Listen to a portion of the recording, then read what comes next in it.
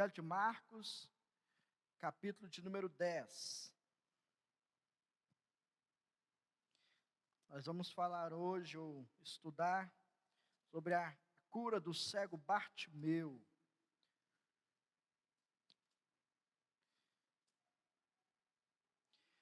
Esse é o único homem que foi curado, narrado nos evangelhos sinóticos. A única pessoa que foi curada e teve o seu nome revelado.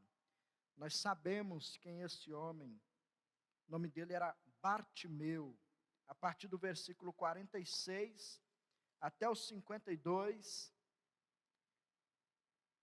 eu farei a leitura e peço que vocês acompanhem atentamente. Ouçam com fé, é a palavra de Deus registrada para nós. E foram para Jericó. Quando ele saía de Jericó, juntamente com os discípulos e numerosa multidão, Bartimeu, cego mendigo, filho de Timeu, estava sentado à beira do caminho. E ouvindo que era Jesus, o Nazareno, pôs-se a clamar: Jesus, filho de Davi, tem compaixão de mim. E muitos o repreendiam para que se calasse. Mas ele cada vez mais gritava: Filho de Davi, tem misericórdia de mim. Parou Jesus e disse: chamai-o. Chamaram então o cego, dizendo-lhe: tem bom ânimo, levanta-te, ele te chama. Lançando de si a capa, levantou-se de um salto e foi ter com Jesus. Perguntou-lhe: que queres que eu te faça? Respondeu o cego: mestre, que eu torne a ver.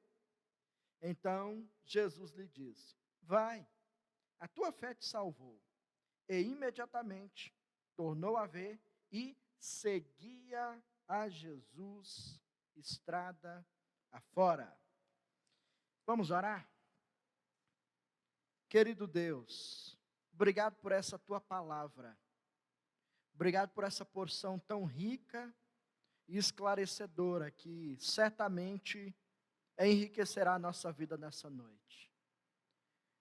Tenha misericórdia de mim ao expor a tua verdade e tenha misericórdia dos meus irmãos que ouvirão, que eles ouçam com fé a tua palavra e que ela produza os frutos que o Senhor mesmo determinou.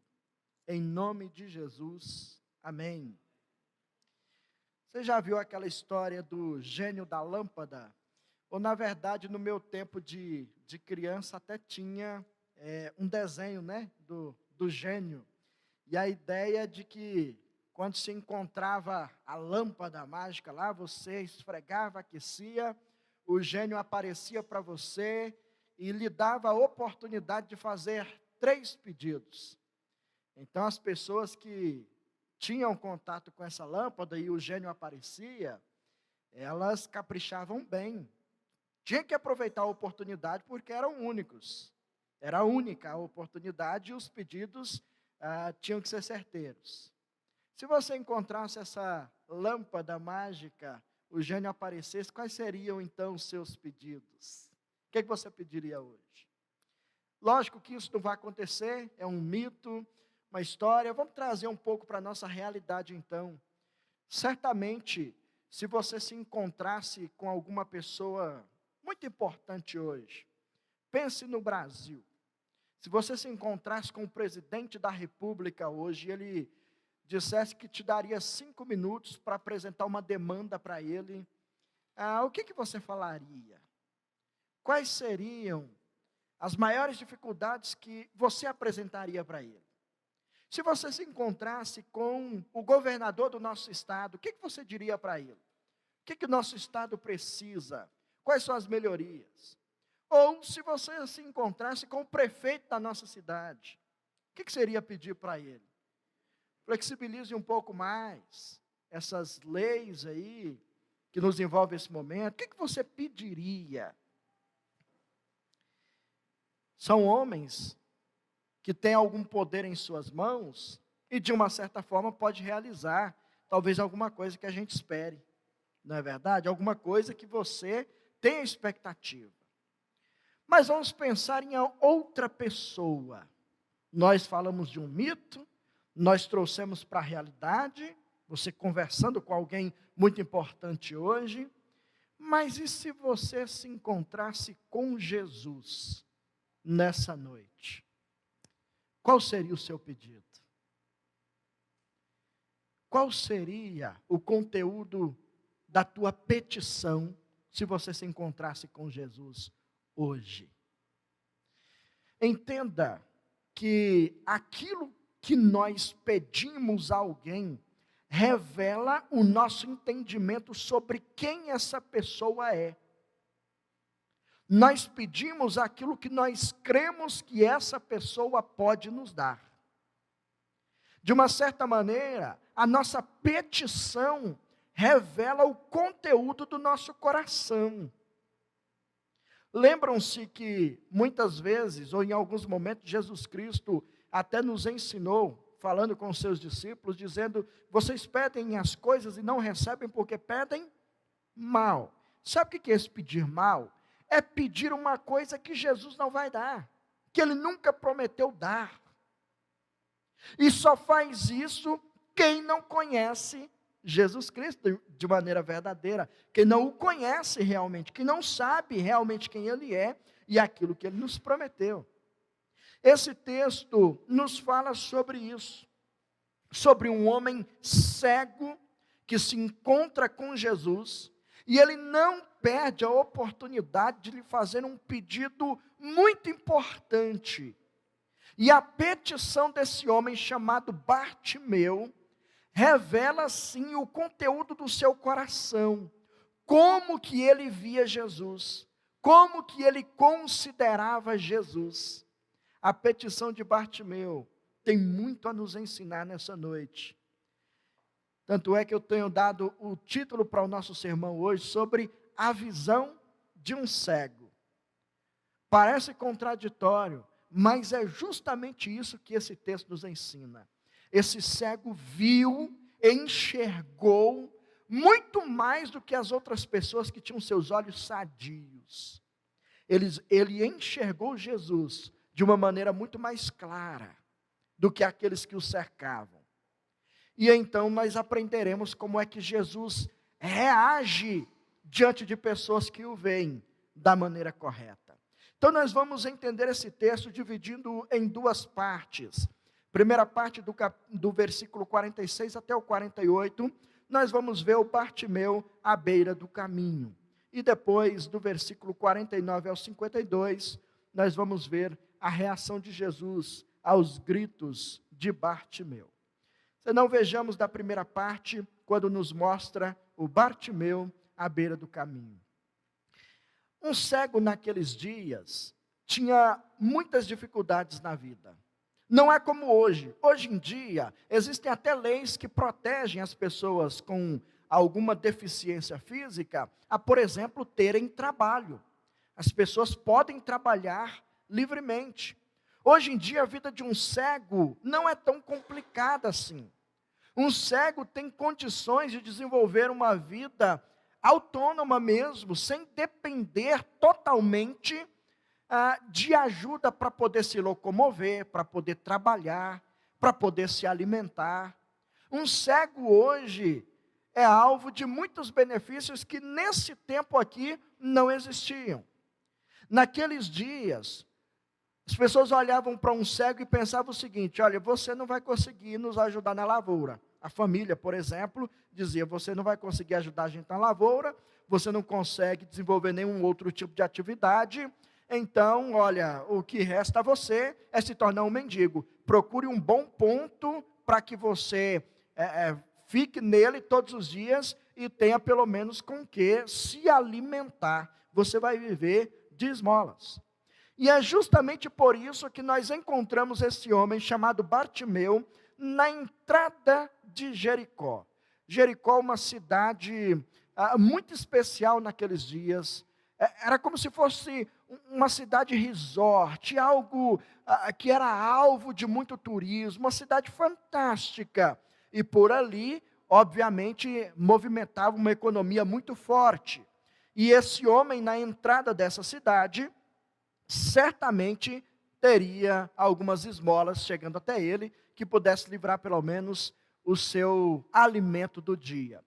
E aqui nós encontramos o texto nos dizendo, a partir do versículo 46, que Jesus Cristo foi para Jericó, ele estava nessa direção, ele entra nessa cidade e então se depara com esse homem.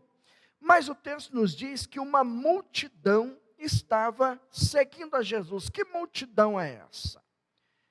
Lembrem-se que nós estamos aqui naquele período muito famoso para os judeus, que era o período da Páscoa. Então, os judeus de todas as regiões iam para Jerusalém. E principalmente nessa direção, nesse caminho, passando por Jericó.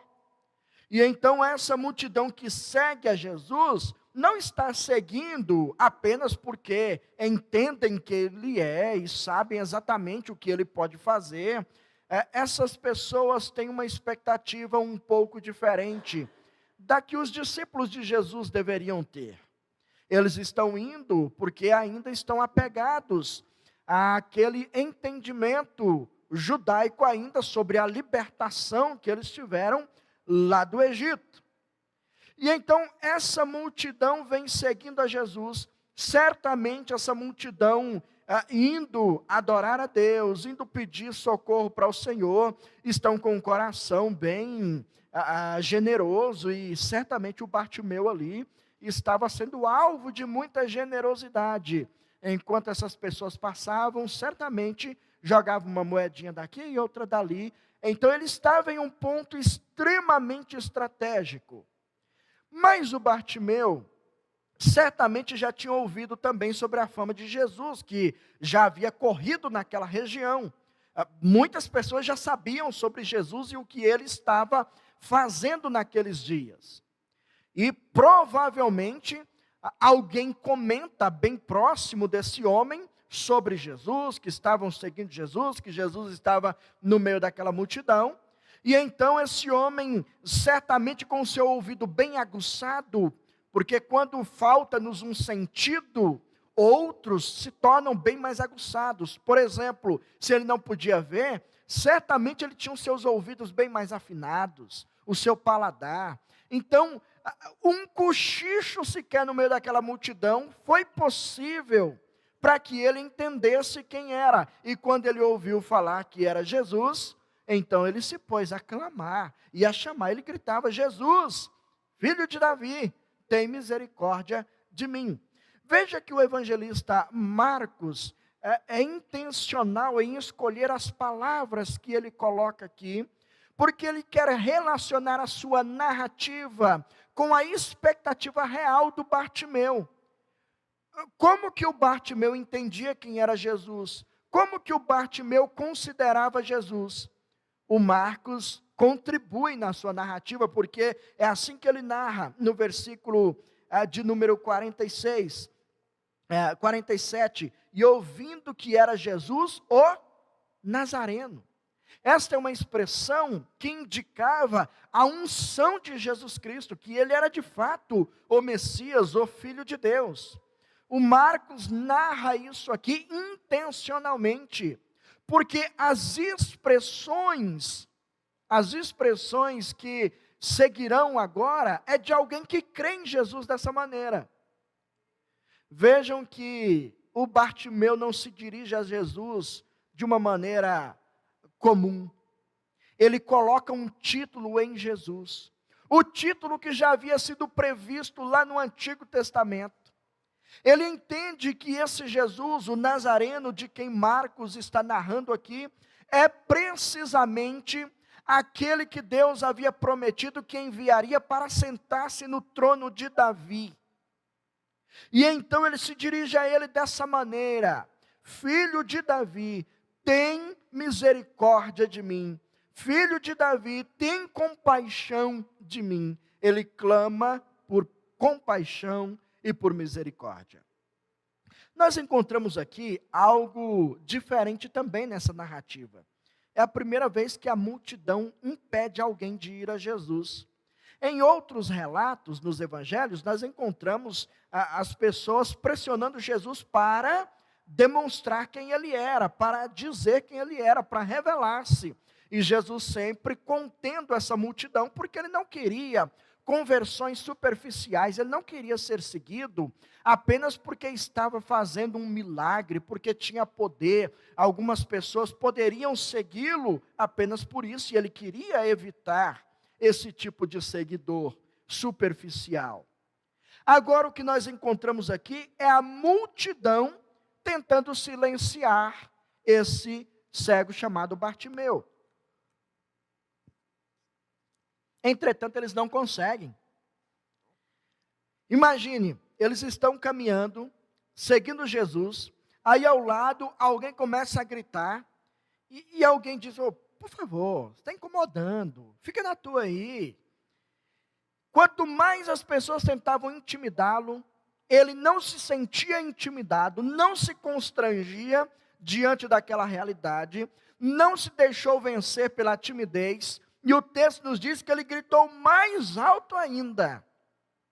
Ele gritava mais alto diante da tentativa dessa multidão de silenciá-lo, dirigindo-se a Jesus como o filho de Davi.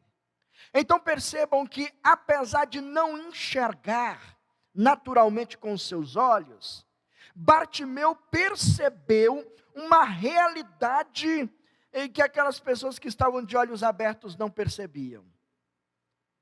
Ele entendeu que aquele homem tratava-se exatamente do Messias, o Filho de Deus enviado ao mundo.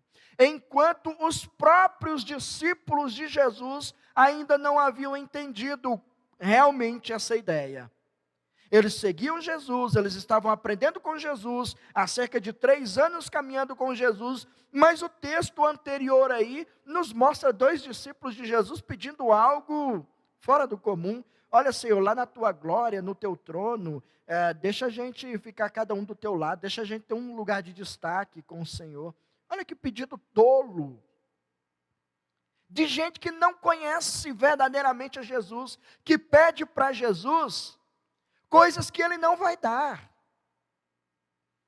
Mas o Bartimeu está demonstrando até aqui que ele sabe quem é Jesus, que ele conhece Jesus, que ele está vendo Jesus, apesar de não enxergar com os olhos naturais. Ele vê muito mais do que os discípulos. Ele enxerga o que essa multidão não vê. Ele vê o que os discípulos não conseguem perceber. Enquanto essa multidão espera um libertador que vai livrá-los desse jugo de Roma, Bartimeu está olhando para esse homem, o Jesus, e considerando-o como o Messias, o Nazareno, que veio para nos libertar de um jugo muito maior do que os jugos terrenos. Aliás, esta era mesmo a intenção dessa multidão, porque a Páscoa era esse símbolo, como eu já demonstrei aqui no início. Eles estavam indo festejar a libertação do Egito. E juntamente com essa lembrança de que um dia o povo de Deus foi libertado do Egito, eles continuam clamando a libertação do jugo de Roma. Senhor, nos liberta desse povo mau e perverso. Nos ajude a nos tornarmos uma nação de ponta, uma nação temida em toda a terra, uma nação que vai governar tudo, uma nação que vai direcionar tudo, uma nação onde todas as outras se renderão aos nossos pés. Esta era a expectativa deles naqueles dias. E a Páscoa era celebrada com esta perspectiva de libertação de um jugo terreno. Mas e você? Como é que você vê Jesus? Como é que você enxerga Jesus?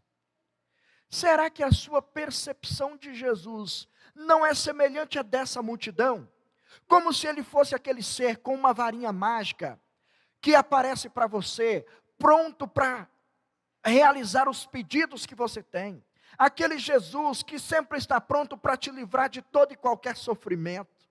Aquele Jesus que vai livrar você de todas as decepções possíveis que você puder passar ou que venha a passar na vida. Como é que você enxerga Jesus? Que tipo de expectativa você tem em Jesus? É de alguém que te livra das dificuldades temporais? É alguém que realmente precisa proporcionar a você uma vida, materialmente falando, cheia de sucesso? É assim que você vê Jesus? É essa a expectativa que você tem nele? De alguém que simplesmente satisfaça todos os seus desejos? De alguém que simplesmente esteja à sua disposição para te livrar de todo e qualquer sofrimento? É assim que você vê Jesus? Se é assim que você o vê, você é mais um dentre aquela multidão que seguia Jesus Cristo naqueles dias. Você ainda não viu Jesus de verdade. Você ainda não enxergou quem Ele é de verdade. Você ainda não aprendeu o que Ele realmente quer e pode fazer por você. E o Bartimeu está nos ajudando aqui. Porque olhando para o Bartimeu, nós podemos compreender que a maneira como você vê a Jesus, como nós vemos a Jesus, determina como nós vivemos diante dele, sobretudo aquilo que a gente pede para ele. A maneira como nós compreendemos quem é Jesus, determina a maneira como nós vivemos diante dele. Sobretudo, as nossas petições a ele. Então, até aqui, nós encontramos nessa primeira parte, esse homem à beira do caminho, gritando, desesperadamente, pela compaixão e pela misericórdia de Jesus. Um mendigo, cego, que viu muito mais do que a multidão de olhos abertos. E principalmente os discípulos de Jesus, que já caminhavam com ele há alguns anos. Esse homem está vendo muito. E então agora vamos ver como é que Cristo reage diante de quem o vê da maneira correta. Como é que o Senhor Jesus reage? Como que ele reagiu aos gritos de Bartimeu? Do versículo 49 ao 52, descreve para nós o que vai acontecer aqui. Agora, será que Jesus era realmente aquele por quem Bartimeu estava gritando? Será que ele era de fato a pessoa em quem Bartimeu estava demonstrando acreditar, ter fé, esperança, colocar nele a sua confiança? Será que ele era mesmo? É o que nós vamos ver. O texto nos diz que Jesus parou. Diante desses gritos, houve um momento em que Jesus Cristo parou. E esta expressão torna-se aqui um divisor na vida do Bartimeu. Ela tem o poder para dividir a vida do Bartimeu entre antes e depois. Quem era o Bartimeu antes e quem ele se tornou depois. Essa parada de Jesus aqui é crucial para nós entendermos essa realidade. Nessa parada de Cristo, ele não simplesmente fica olhando para o tempo, mas ele manda chamar o Bartimeu. Ele dá essa ordem: chamem-o aqui. Chame esse homem que está me gritando, peça para ele vir aqui. E agora, provavelmente, alguém que tinha mandado o Bartimeu se calar, é alguém que vai lá e diz: ô rapaz, pode ficar feliz, viu? Porque ele está te chamando, corre, levanta, vamos lá, ele está te chamando. Era somente isso que o Bartimeu queria. Era disso que ele precisava. De uma chance só. De uma oportunidade só. E ele não perderia essa chance. Jamais. Foi por isso que ele insistiu tanto, que ele perseverou, que ele não se intimidou, que ele gritou no meio de uma multidão desconhecida. Ele não ficou com vergonha. E o texto nos diz que ele estava tão decidido aqui em aproveitar esta oportunidade, que ele se levanta como se desse um salto. Imagine alguém sentado e quando recebe uma notícia importante, ele dá um pulo, e aquilo que pode ser um embaraço para ele andar mais rápido, ele deixa para trás. Essa capa aqui Ele poderia precisar dela à noite, quando o frio viesse, mas ele não está preocupado com isso agora. Deixa eu ir lá, porque eu sei o que ele pode fazer. Depois, quando eu tiver visão, quando eu estiver enxergando, eu volto aqui e busco a minha capa. Ele sabia o que estava fazendo. Ele sabia diante de quem estava. Esse homem está demonstrando fé que não estava sendo achada no meio daquela multidão. Ele está confiando realmente em Jesus. E ele está expressando isso com as suas atitudes. Ele está demonstrando que aquilo que os seus lábios pronunciaram há alguns instantes atrás era de fato o conteúdo do seu coração. Ele não cria em Jesus apenas com os seus lábios. Ele cria em Jesus com o seu coração. E é por isso que ele vai até Jesus. A resposta dele iria revelar se ele era apenas mais um dentre aquela multidão, ou se ele de fato era alguém diferente, que acreditava em Jesus de uma maneira diferente. Alguém que realmente cria no poder do Senhor. Alguns comentam esse texto aqui, dizendo que há uma espécie de ironia na pergunta de Jesus quando ele se aproxima. Já ouvi, por exemplo, muitos pregadores usarem essa pergunta dentro de uma tonalidade irônica, como se Jesus Cristo estivesse sendo irônico com Bartimeu aqui. Obviamente, em muitos outros textos das Escrituras, o próprio Senhor Jesus usou desse recurso de ironia mesmo, era um recurso da literatura hebraica e não tem nenhum problema em existir isso. Mas aqui, eu não creio que Jesus Cristo está sendo irônico ao perguntar para esse homem o que ele queria que Jesus fizesse. O contexto não permite a gente pensar em ironia aqui. O contexto nos leva a entender que Jesus Cristo está forçando esse homem a externar de fato o conteúdo do coração, a demonstrar diante dessa multidão o que ele estava vendo, para que ele fosse uma testemunha diante de todos sobre o que é a verdadeira fé salvadora. Jesus Cristo está querendo que esse homem se torne um modelo até para os seus próprios discípulos, que não o viam da maneira correta. E é por isso que Jesus Cristo o provoca com essa pergunta: o que você quer que eu te faça? Você crê que eu possa fazer alguma coisa por você? Você acredita em mim mesmo? E a resposta dele começa demonstrando para nós que o conteúdo do coração dele era de fato uma fé verdadeira. Ele se dirige agora a Jesus, aquele que já havia chamado Jesus de filho de Davi, agora o chama de mestre. Mas essa palavra aqui, ela não era usada naquele contexto para um tratamento de respeito entre pessoas, entre homens. Era de fato para se voltar para a divindade. Então, quando ele chama Jesus Cristo de Rabone, ou mestre, ele está demonstrando que está diante de alguém poderoso. Ele crê nisso. Ele entende que esta pessoa não é um ser qualquer.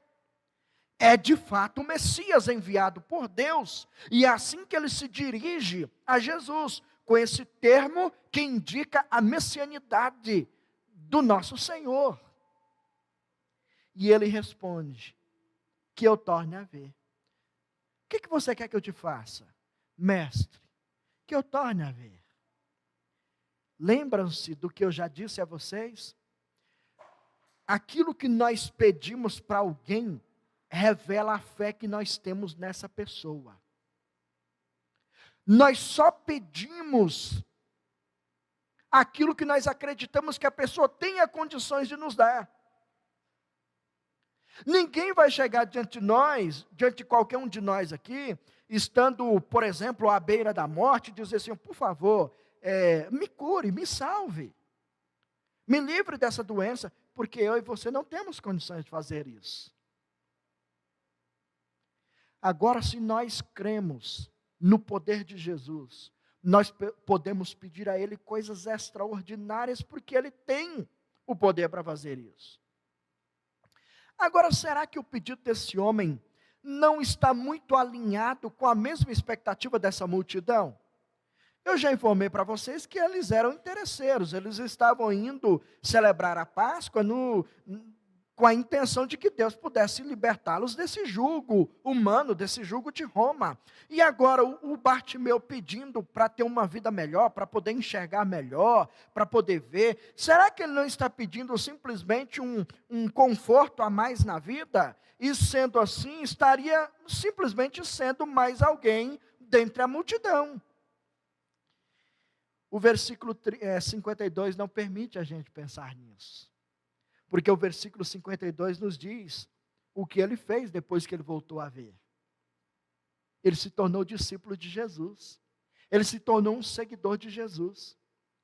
Então esse pedido dele, mestre, eu quero ver, eu quero tornar a ver para que eu tenha condições de te seguir por onde quer que o Senhor vá.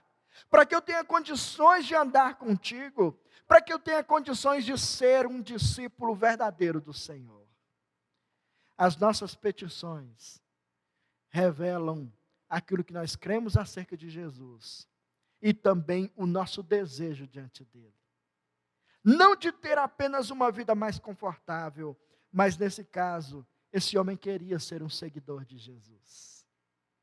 Ele queria andar com Jesus.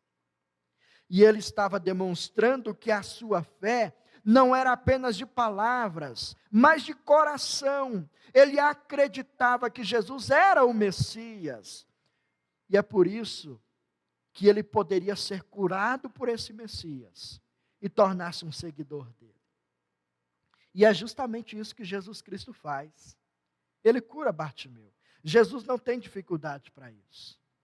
A pergunta de Jesus Cristo não foi irônica, porque ele simplesmente poderia olhar para aquele homem e curá-lo. Jesus não tinha e não tem nenhum tipo de dificuldade para realizar isso, porque ele tem todo o poder.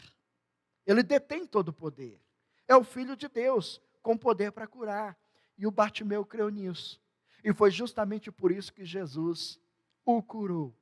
E afirmou: você está curado, essa tua fé te salvou. Você agora foi liberto não apenas de uma cegueira física. A fé que foi plantada no seu coração te libertou de uma escuridão muito maior. Te libertou de trevas muito maiores. E o Bartimeu agora segue Jesus. Tornou-se um discípulo de Jesus. Irmão e irmã, onde é que nós podemos encontrar, além dessa disposição de Jesus Cristo em curar o Bartimeu, do poder dele em curar, isso revela o poder de Jesus, o poder que ele tem para curar. Mas o Bartimeu clamou por compaixão e misericórdia. Onde é que nós encontramos isso aqui no nosso texto? Onde é que nós encontramos a expressão da compaixão e da misericórdia de Jesus Cristo aqui nesse texto? Lembrem-se que Jesus Cristo está na sua última semana de vida. Ele está caminhando para Jerusalém, onde ele seria preso, julgado, condenado e, por fim, morto.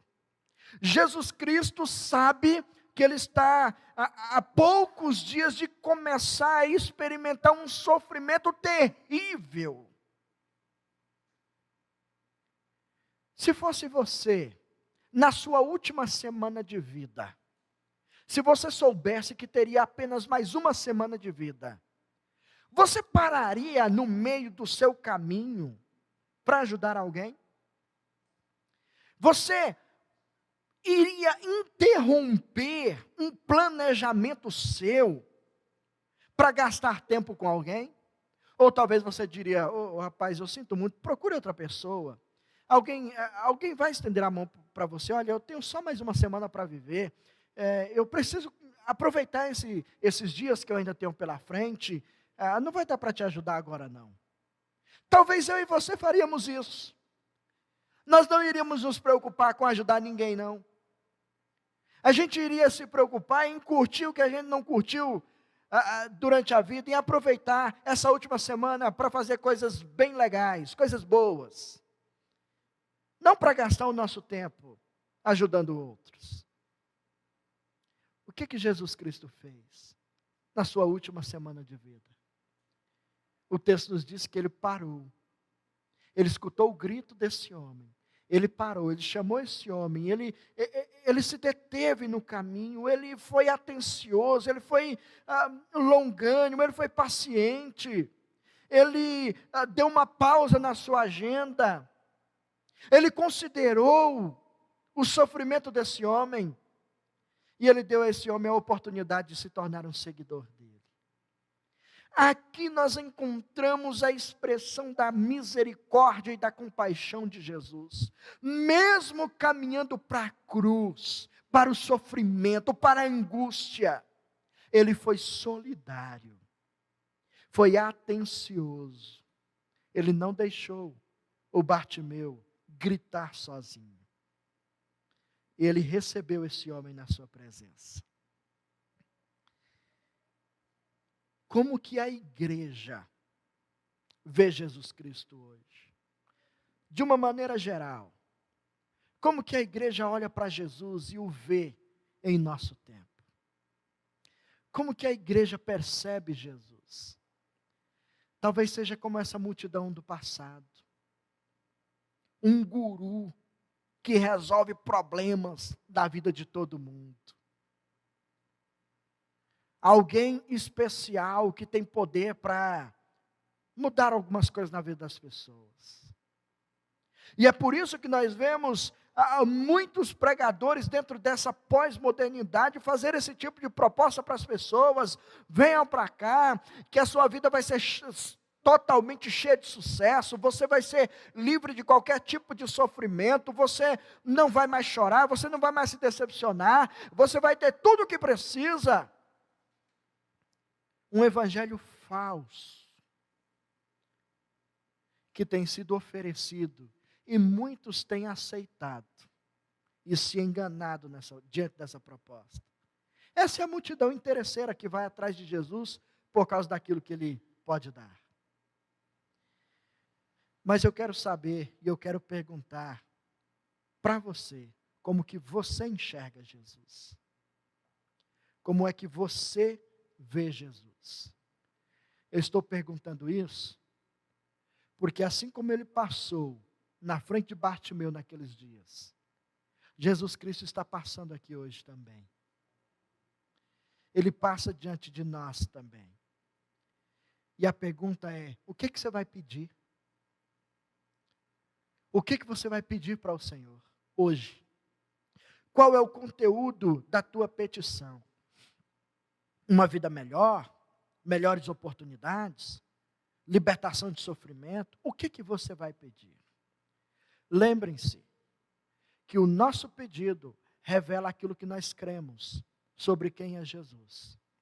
O pedido revela se você crê em quem é Jesus de verdade, ou se você crê que Jesus é apenas um ser que vai viver à tua disposição, que deve viver à tua disposição e fazer aquilo que você quer.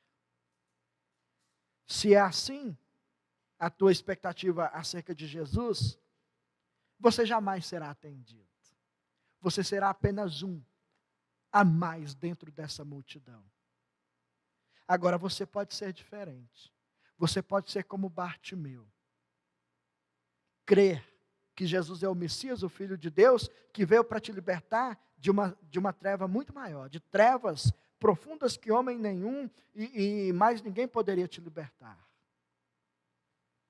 De tirar da angústia, de te libertar de dores emocionais, de te libertar de fato de tristezas profundas, que ninguém pode te libertar. Porque quando a gente conhece a Jesus de verdade, não há realidade nessa vida que tenha o poder de nos dominar, fazendo com que a tristeza e as decepções imperem no nosso coração. Em Jesus Cristo, nós conseguimos ser alegres, felizes, mesmo em meio a muita dor. Como o cego, mesmo antes de ver Jesus, ele creu em quem de fato era Jesus. E por isso, ele experimentou algo diferente da parte de Jesus. Eu e você somos os mendigos dessa noite. O que a gente vai pedir?